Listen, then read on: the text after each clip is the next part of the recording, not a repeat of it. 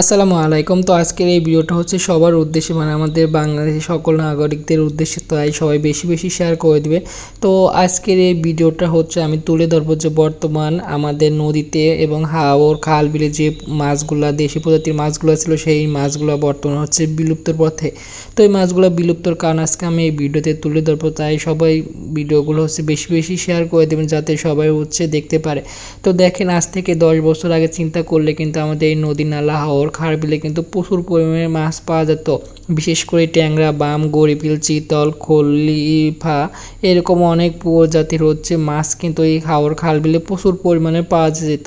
কিন্তু বর্তমান পরিপ্রেক্ষিতে দেখা যাচ্ছে কিন্তু সেই মাছগুলো কিন্তু নদীতে এখন নেই, মানে একেবারে পাওয়া যাচ্ছে না। আমাদের এই যে পাবনা জেলা সূর্যনগর উপজেলায় এই যে নদীটা দেখতেছেন, এটা আমাদের হচ্ছে গ্রামের একটি নদী, মানে এই নদীটা হচ্ছে একদম পদ্মা নদীর শাখার সাথে মিলিত হয়েছে।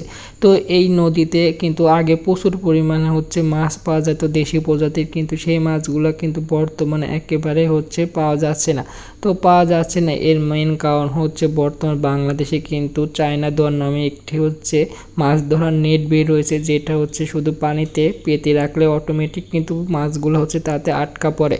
তো এই চায়না দোয়ারের কারণে আমাদের যে মাছ বর্ষার সিজনে ডিম ছাড়ে এবং ডিম থেকে যে পোনা তৈরি হয়, সেই পোনাগুলো কিন্তু বংশবৃদ্ধি করতে পারছে না। এর মেন কারণ হচ্ছে এই চায়না দোয়ারটা এমনভাবে সিস্টেম করে, এতে করে বড় ছোট সকল ধরনের মাছই কিন্তু হচ্ছে আটকা পড়ে যায়, যার কারণে সেই ছোট পোনাগুলো কিন্তু আর বড় হতে পারতেছে না। এতে করে মাছের বংশবৃদ্ধি কিন্তু থেমে যাচ্ছে, এতে করে মাছ আর হচ্ছে নদীতে হচ্ছে পারতেছে না এবং কমে যাওয়ার কারণে আস্তে আস্তে মাছের সংখ্যা একদমই কিন্তু কমে গেছে। আপনারা হয়তো যার যার এলাকাতে দেখতে পাবেন যে আগে যে পরিমাণ আমাদের দেশি প্রজাতির মাছ পাওয়া যেত, সেই মাছগুলা কিন্তু এখন হচ্ছে এখানে এখন পাওয়া যায় না। তো এর মেন কারণ হচ্ছে এই চায়না দোয়ার।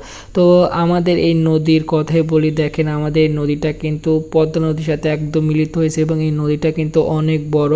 তো এই নদীর যে চারিদিকে যে খুঁটিগুলা দেখতেছেন বাঁশেতে, খুঁটির সাথে এক একটা করে চায়না দোয়ার সেট করা, মানে হাই নদী যত দূর গেছে তত বরাবর এপারে এবং ওপারে কিন্তু এতে চায়না দোয়ার হচ্ছে সেট করা। তাহলে চিন্তা করেন কি পরিমাণে চায়না দোয়ার কিন্তু এই নদীতে পাতা আছে, মানে হাজার হাজার এই চায়না দোয়ারে হচ্ছে এখানে পাতা। এই যে বাঁশে খুঁটি দেখতেছেন, এই খুঁটির সাথে এক একটা করে হচ্ছে চায়না দোয়ার আছে এবং এতে প্রচুর পরিমাণে মাছ হচ্ছে আটকা পড়ে মারা যাচ্ছে।